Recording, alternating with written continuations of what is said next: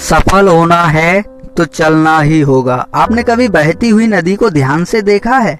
बड़ी तेज रफ्तार के साथ अपने ओरिजिन पॉइंट से बहना शुरू करती है।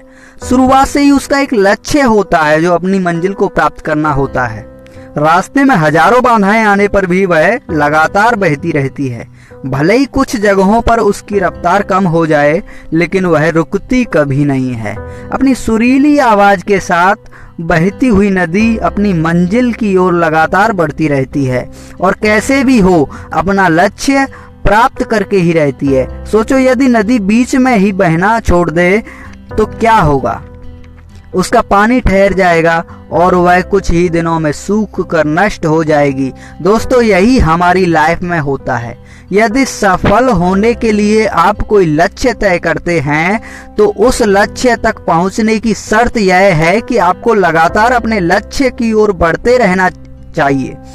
यदि कहीं रुके तो असफलता निश्चित है। अपने मनपसंद लक्ष्य तक पहुंचना आसान कार्य नहीं होता है। यदि आसान होता तो दुनिया के सभी लोग सफल होते। सफलता के रास्ते में बहुत सी बाधाएं हमें रोकने की पूरी कोशिश करती हैं।